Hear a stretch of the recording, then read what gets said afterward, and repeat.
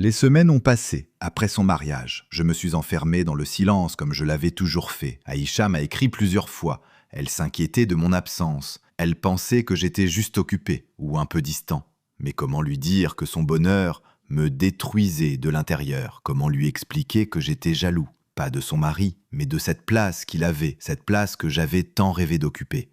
Un jour, je suis allé m'asseoir seul dans le vieux stade du lycée, là où je l'avais vu pour la première fois. J'ai pris un cahier et j'ai écrit une lettre, une longue lettre. Dans chaque mot, j'ai vidé mon cœur. Aïcha, tu ne le sauras peut-être jamais, mais depuis nos 16 ans, je t'aimais. Pas comme un simple ami, pas comme un frère. Je t'aimais pour de vrai, et je t'ai aimé chaque jour, même en silence. Quand tu riais, ça faisait battre mon cœur. Quand tu pleurais, j'avais mal pour toi. Mais j'ai eu peur de parler, peur que tu t'éloignes. Alors j'ai gardé tout ça pour moi. Et aujourd'hui, il est trop tard. Tu es heureuse, et c'est tout ce qui compte. Mais moi, je vais apprendre à t'oublier. Un jour, peut-être.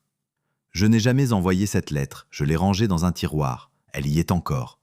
Aujourd'hui, Aïcha est mère. Je l'ai vue une fois au marché, avec son enfant dans les bras. Elle m'a souri, comme avant. Moi aussi, j'ai souri. Mais dans mon cœur, j'ai senti une larme invisible couler. Elle ne saura jamais ce que j'ai ressenti. Elle ne saura jamais que je l'ai aimée plus que tout. Elle ne saura jamais que mon silence était un cri d'amour, jamais entendu. Les années ont passé, lentement. Avec le temps, la douleur a changé. Elle n'a pas disparu, non. Elle s'est juste installée en moi comme une vieille cicatrice. Elle ne saigne plus, mais elle pique parfois, surtout les soirs de solitude. J'ai fini par reconstruire ma vie petit à petit.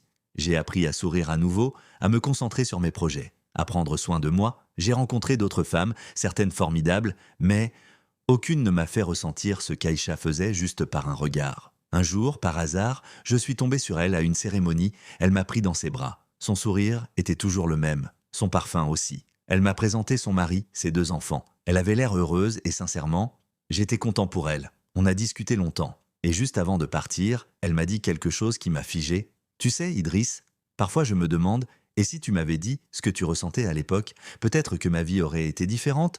Je l'ai regardée, j'ai souri, j'ai rien répondu. Parce qu'il n'y avait plus rien à dire, elle est repartie et moi je suis resté là, le cœur calme. Pas heureux, pas triste, juste apaisé. Peut-être que certaines histoires d'amour sont faites pour ne jamais être vécues. Peut-être que certaines personnes sont juste là pour nous apprendre ce qu'est l'amour véritable même sans le goûter. Et moi, j'ai aimé Aïcha, en silence, mais pour toujours.